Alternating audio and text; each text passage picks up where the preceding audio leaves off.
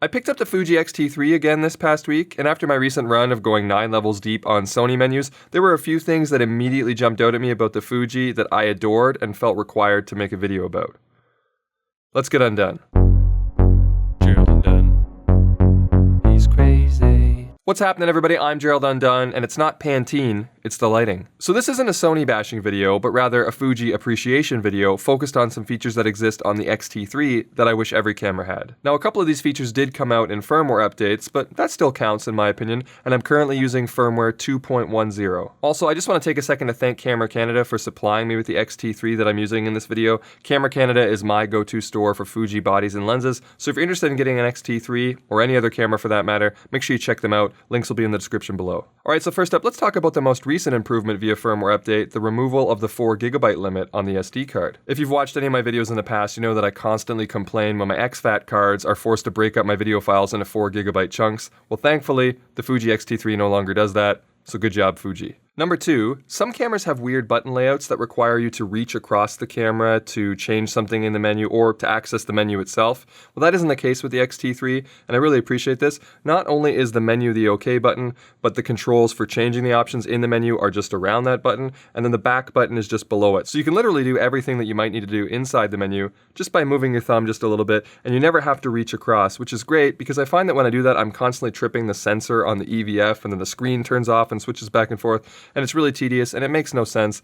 Group the things together. Fuji does a great job of this. You don't really have to move your thumb at all, and you can do anything that you want in the menu. Number 3, the Fuji X-T3 has dual mic level adjustments. One of the first things that people do when they get an external mic is usually turn the mic level inside the camera as low as possible so that they don't have to rely on it as much and just use the gain on the microphone itself. This generally produces a cleaner sound.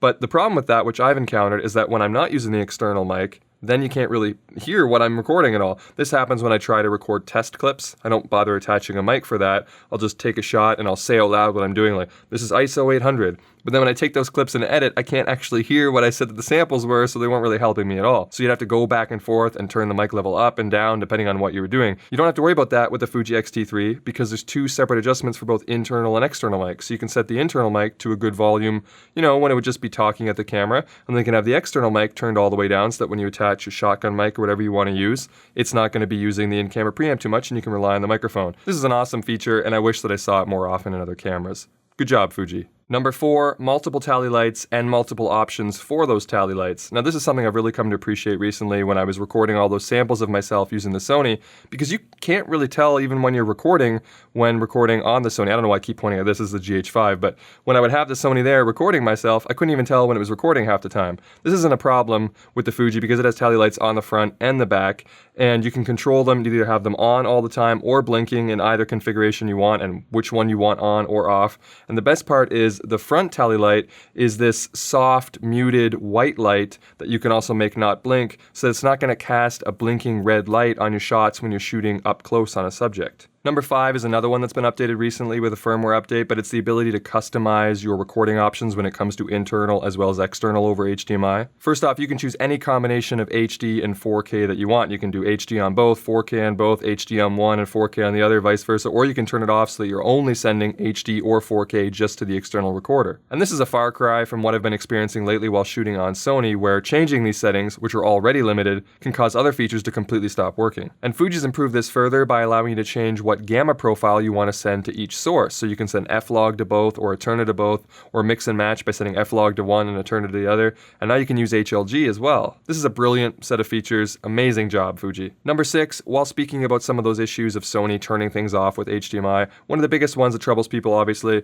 is the fact that when you're using an HDMI monitor and you're in 4K, the face detection turns off. And I've made videos about this before, as well as a workaround for it, but it is one of the most annoying features when it comes to hooking up an HDMI device to your Sony. Fuji doesn't have this problem at all. It doesn't matter what combination of HDMI settings or resolutions that you use, your face detection and eye detection will always work. Lastly, number 7, HDMI info display. This is one feature that's lacking in pretty much every brand except for maybe Panasonic, and that's the ability to display your on-screen information over HDMI. Some brands don't even offer this feature, and then other brands like Sony have it, but it has weird limitations, like you can't use it in 4K, or when you do enable it and you go into the menu, one screen turns off, just weird things like that. The Fuji's version is super simple. It's either on or it's off, and when it's on, it always works regardless of what other settings you're using, and you can even see your face detection tracking through the external monitor. monitor. And what's better still is it has separate controls for that for the photo and the video side. So let's say that you wanted to have a clean HDMI out on video, which just means that none of your on-screen display information is going over the HDMI, which makes sense if you wanted to record.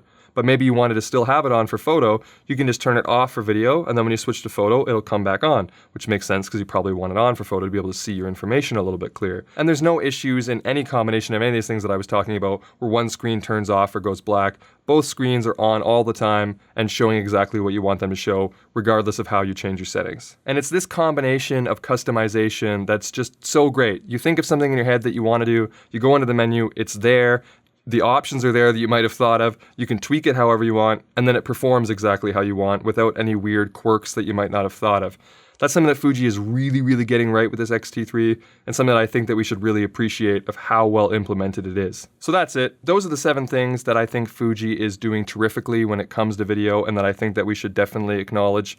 And when I've made videos like this before, I've said the same idea, that it's easy to get bogged down with critiques of cameras and pointing out the things that aren't quite up to snuff because you see them so easily, that sometimes we don't really take the time to acknowledge when a company gets things right. And we definitely should, because not only does it encourage them to keep doing it, but it might encourage other brands to follow suit.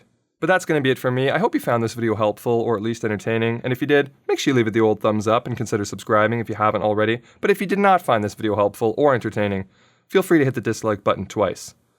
Alright, I'm done.